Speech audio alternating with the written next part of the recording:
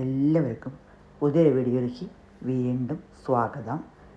അപ്പോൾ ഇന്ന് ഞാനൊരു ഉണ്ണിയപ്പം ഉണ്ടാക്കുന്നത് കാണുന്നില്ലേ. ഒരു ഉണ്ണിയപ്പം സിമ്പിളും ടേസ്റ്റുമായൊരു ഉണ്ണിയപ്പമാണ്.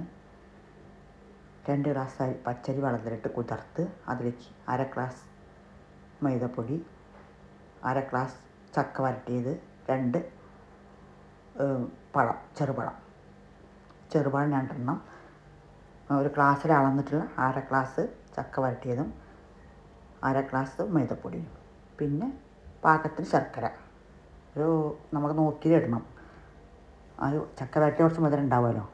അപ്പോൾ പാകത്തിന് മധുരം ഇട്ടിട്ട് നമ്മൾ നല്ല അരച്ച് വയ്ക്കണം. തലേ ദിവസത്തെ കുതിർത്ത് വെച്ച് അരി രാവിലെ അരച്ച് ഒക്കെ സെറ്റാക്കി വയ്ക്കുക. ഇതാണ് ഇതിലിട്ടുന്നത്. അതിന് ശേഷം ഒരു ഉച്ചയാവണം, ഒരു 2-3 മണിക്കൂർ, 3 മണിക്കൂറിനെ വെച്ചിട്ടുള്ളൂ. 3-3.5 മണിക്കൂർ വെച്ചിരുന്നു. അതിന് ശേഷം ഞാൻ ചുട്ടെടുക്കുകയാണ്. ഓരോന്നോരോന്നാ നല്ല സോഫ്റ്റും ടേസ്റ്റും ആയ ഉണ്ണിയപ്പമാണ്. ചക്ക ഉണ്ണിയപ്പം എന്നും പറയാം, അപ്പം എന്നും പറയാം. എങ്ങനെ വേണമെച്ച പേരൊക്കെ നമ്മുടെ ഇഷ്ടം പോലെ പറയാം. അപ്പോൾ വെറും ചക്ക വേണമെങ്കിൽ അങ്ങനെ ഉണ്ടാക്കാം. ഞാൻ 2 പഴം ഇട്ടു, കുറച്ച് മൈദപ്പൊടി ഇട്ടു. ആദ്യം ഇട്ട് നോക്കിയിട്ട് വാങ്ങിച്ചാൽ കുറച്ച് നേരം കഴിഞ്ഞിട്ട് നോക്കിയിട്ട് എങ്ങനെ ഉണ്ടെന്ന് ചുട്ട് നോക്കിയിട്ടും കൂടെ വാങ്ങിച്ചാൽ നമുക്ക് അറിയാത്തവരൊക്കെ വീണ്ടും ഇതൊക്കെ കുറച്ചും കൂടെ കൂട്ടിയിട്ട് വാങ്ങിച്ചാൽ അങ്ങനെ ഉണ്ടാക്കാം. നമുക്ക് എങ്ങനെ സൗകര്യങ്ങൾ വരുമെന്ന് വെച്ചാൽ അതേമാതിരി നമുക്ക് ചെയ്യാം. കാരണം സിമ്പിളാണ്, ടേസ്റ്റുമാണ്. കുട്ടികൾക്ക് മുതിർന്നവർക്ക് ഒരുപോലെ ഇഷ്ടപ്പെടുന്ന ഒരു ഉണ്ണിയപ്പമാണ്. പിന്നെ നെയ്യിൽ വറുത്തിട്ട് തേങ്ങ എള്ളൊക്കെ വേണമെങ്കിൽ ഇടാം. അതൊന്നും ഞാൻ ഇട്ടിട്ടില്ല, ഇത് മാത്രമേ ഇട്ടിട്ടുള്ളൂ.